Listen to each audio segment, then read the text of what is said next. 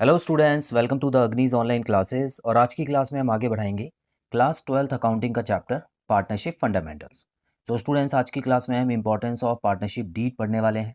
तो जैसे कि आपको मैंने बता दिया है स्टूडेंट्स के पार्टनरशिप डीड जो होती है वो इतनी ज़रूरी नहीं होती है। ठीक है, देखिए पार्टनरशिप डीड अच्छा है अगर किसी कंपनी ने, पार्टनरशिप फर्म ने पार्टनरशिप डीड कॉन्ट्रैक्ट बनाया हुआ है तो काफ़ी अच्छा है, क्योंकि इससे क्या होगा कि आगे अगर कोई डिस्प्यूट होता है तो कानून लोगों की मदद कर सकता है, उसमें पार्टनर्स की हेल्प करेगा कि जो आपने पार्टनरशिप डीड में लिखा है उसके हिसाब से ही आपको चलना है। लेकिन पार्टनरशिप डीड अगर नहीं होती है स्टूडेंट्स, तो वहाँ पे आगे जाके कोर्ट बोलता है कि उसके लिए भी हमने कुछ प्रावधान बनाए हैं, लेकिन उसमें जो आपने अलग से कुछ डिसाइड किया हुआ है वो आपको नहीं मिलेगा। जो हमारे पास लॉ में लिखा हुआ है बस उतना ही सभी पार्टनर्स को बेसिकली बराबर बराबर बांटा जाएगा। तो स्टूडेंट्स, यहाँ पर इंपॉर्टेंस ऑफ पार्टनरशिप डीड के बारे में हम लोग पढ़ रहे हैं, ठीक है। लेकिन अगर क्वेश्चन आ जाता है कि पार्टनरशिप डीड क्या बहुत ज़रूरी है, कंपलसरी है, तो उसका आंसर हमेशा नो है।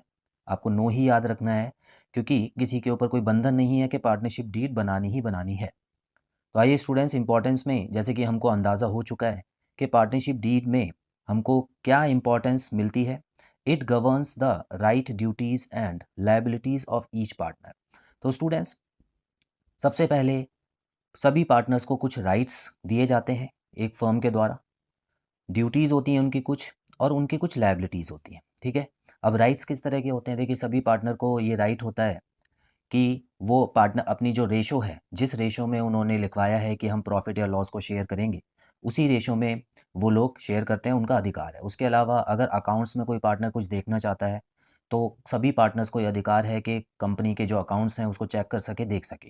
तो स्टूडेंट्स, ये राइट्स में आते हैं। ड्यूटीज़, अब पार्टनर्स की कुछ ड्यूटीज़ भी होती है कि जितनी भी फर्म के ऊपर ऑब्लिगेशंस हैं वो साथ मिलके संभालें। मतलब अगर कोई लायबिलिटी होती है फर्म की, या फर्म ने कुछ भी डिसीजन लिया है, तो सब पार्टनर्स को साथ में रहना चाहिए। उसके अलावा लायबिलिटीज़ में, मतलब अगर कोई फर्म के ऊपर उधार है तो सभी पार्टनर्स उसके भागीदार बनते हैं। तो स्टूडेंट्स, यहाँ पर जब पार्टनरशिप डीड बन जाती है तो सभी पार्टनर्स जो है उनके ऊपर कानूनी दबाव होता है कि इन सभी चीज़ों को पूरा करना। अगर किसी पार्टनर के साथ कोई भेदभाव होता है तो ऐसे केस में कोर्ट और लॉ हमारे बीच में आता है, और वहाँ पर उनको इंसाफ मिलता है। जो भी पार्टनरशिप डीड में लिखा होता है उसके हिसाब से ही चलते हैं। तो पहला पॉइंट आपको क्लियर है स्टूडेंट्स।